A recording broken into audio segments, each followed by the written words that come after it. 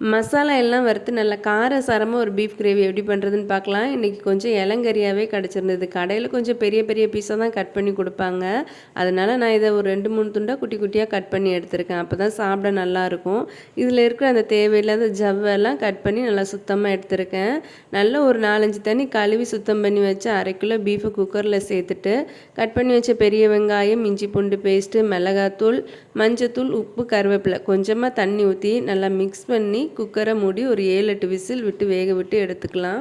இப்போ மசாலா வறுக்கிறதுக்காக 1 ஸ்பூன் மிளகு, 1/2 ஸ்பூன் பெருஞ்சீரகம், 3 காஞ்ச மிளகாய் சேர்த்து லைட்டாக வறுத்துக்கலாம். இதை அப்படியே மிக்ஸி ஜாரில் சேர்த்து பவுட்ரு பண்ணி எடுத்து ஓரமாக வச்சுட்டு கடாயில் ஒரு 3 ஸ்பூன் கடலெண்ணெய் ஊற்றிட்டு 3 ஏலக்காய், 3 கிராம்பு, ஒரு துண்டு பட்டை சேர்த்து ஒரு 15 போல் சின்ன வெங்காயம் சேர்த்து நல்லா செவக்க வதக்கி எடுத்துக்கலாம். இப்போ இதில் 2 ஸ்பூன் மல்லித்தூள், அரைச்சி வச்ச மசாலா பவுடர், 2 தக்காளியும் சேர்த்து நல்லா வதக்கிட்டு வேக வச்ச பீஃபையும் சேர்த்து நல்லா கிண்டி விட்டு ஒரு 10 நிமிஷம் மூடி வச்சு நல்லா தளன்னு கொதிக்க விட்டுடலாம். குழம்பு மாதிரி வேணுன்னா நல்லா ஒரு 10 நிமிஷம் கொதிச்சதுக்கு அப்புறமா ஸ்டவ் ஆஃப் பண்ணிடுங்க. இல்லை நல்லா திக்காக கிரேவி மாதிரி வேணும் அப்படின்னா இன்னொரு 5 நிமிஷம் எக்ஸ்ட்ராவாக கொதிக்க விட்டு நல்லா வற்றினதுக்கப்புறம் கடைசியாக கொத்தமல்லி இலை தூவி இறக்கிட்டா சூப்பரான பீஃப் கிரேவி ரெடி.